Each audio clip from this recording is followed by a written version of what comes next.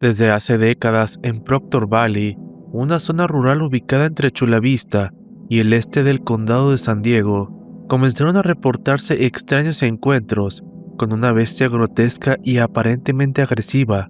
Los testigos describieron a una criatura humanoide cubierta de pelo, con una cabeza de aspecto bovino deformado y cuernos retorcidos, una apariencia tan antinatural que parecía haber surgido de las más profundas pesadillas.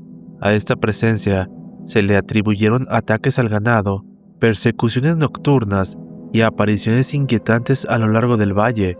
Con el paso del tiempo, esta figura sería conocida como el monstruo de Proctor Valley.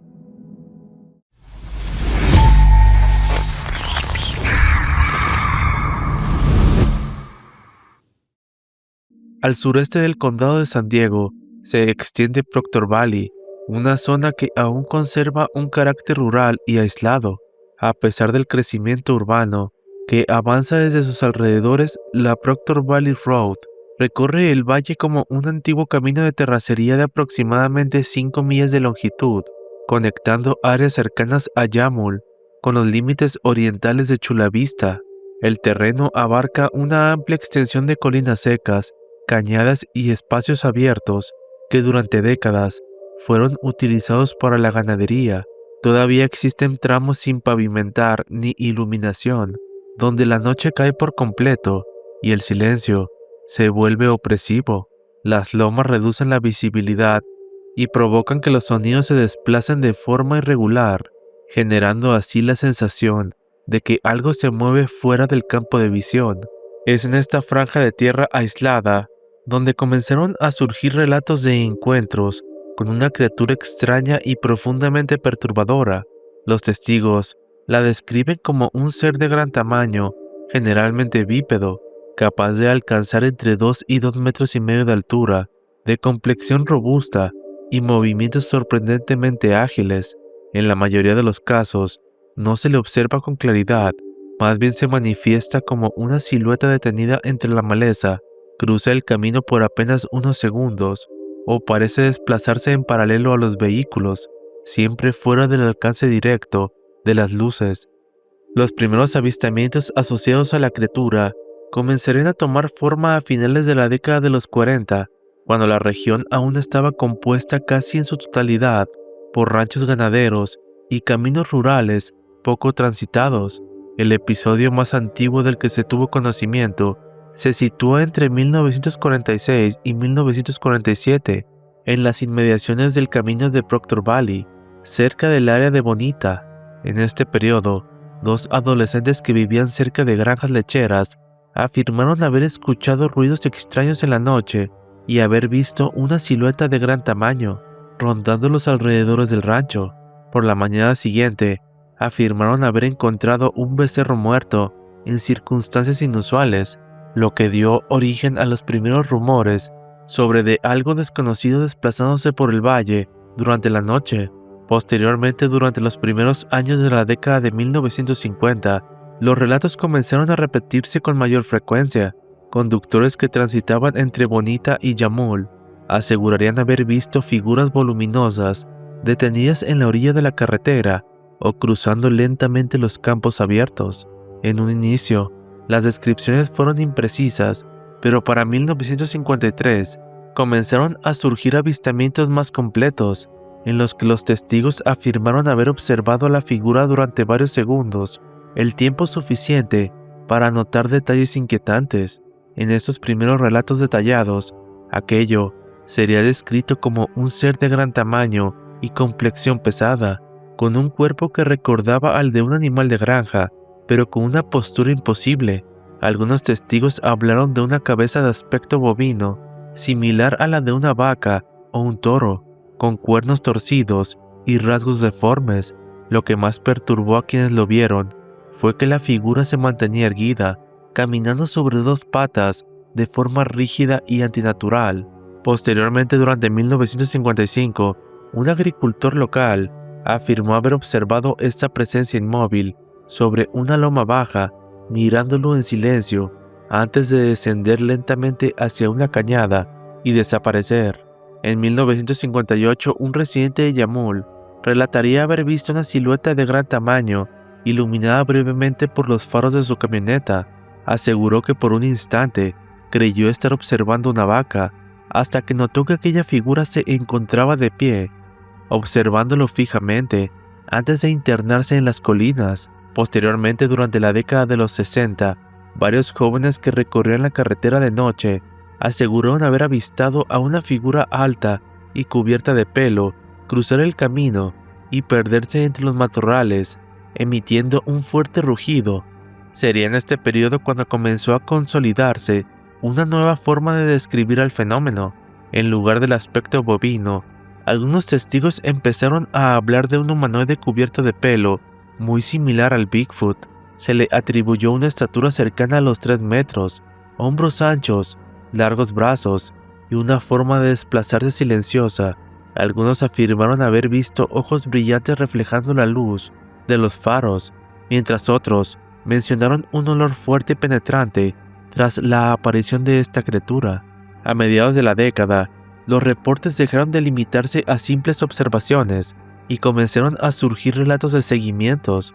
Conductores afirmaban que algo parecía moverse en paralelo a sus vehículos, manteniéndose fuera del alcance directo de la luz. Meses más tarde, un residente de Chula Vista declararía haber visto una figura grande y peluda detenida en medio del camino. Al frenar, aquella presencia levantó la cabeza, reflejando la luz con sus ojos, y saltaría una cerca de alambre con gran facilidad antes de desaparecer en la oscuridad de la noche.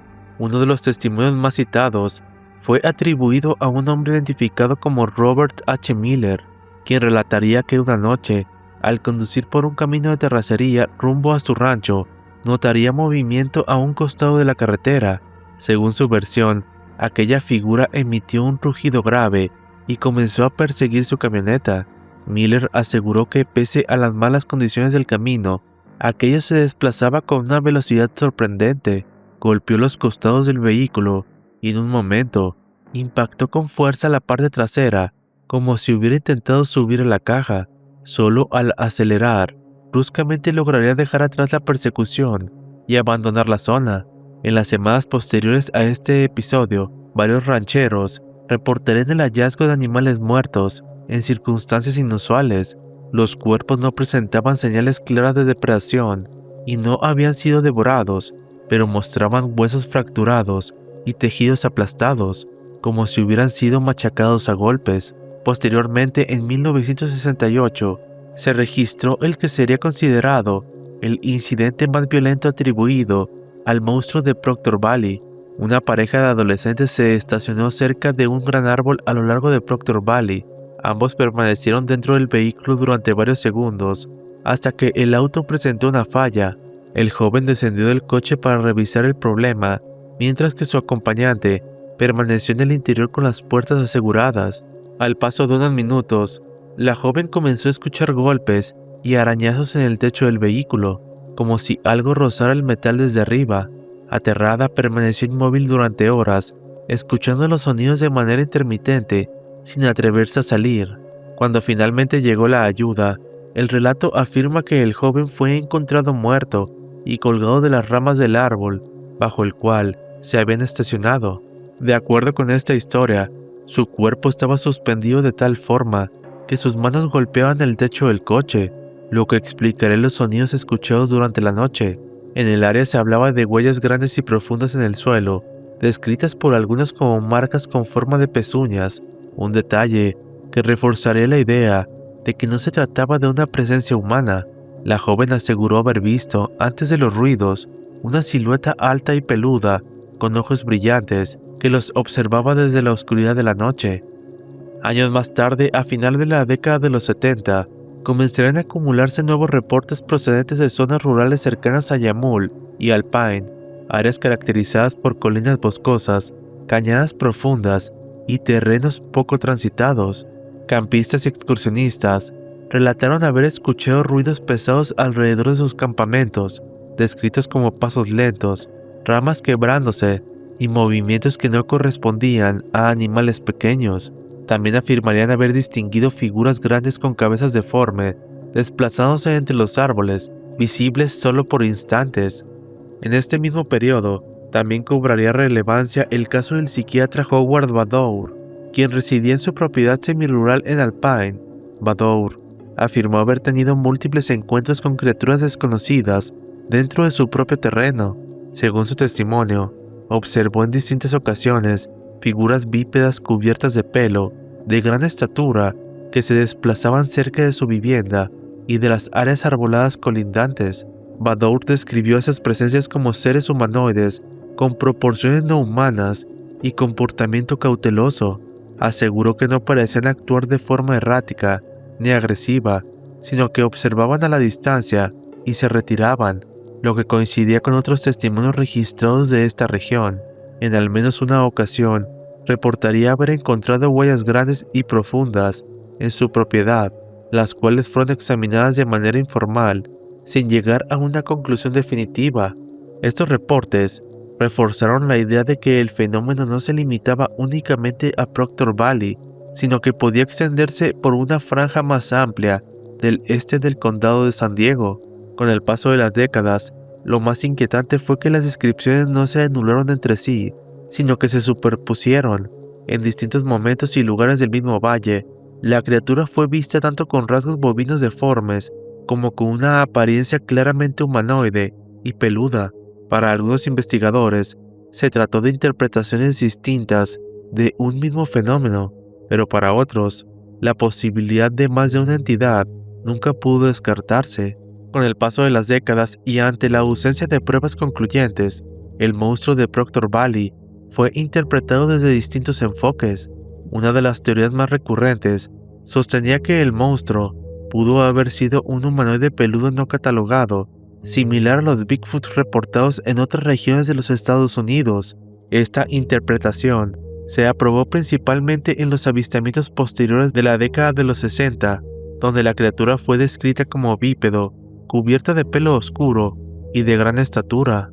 Si bien este tipo de homínidos fue asociado tradicionalmente con bosques densos y regiones montañosas, algunos investigadores señalaron que los avistamientos no se limitaban a entornos boscosos.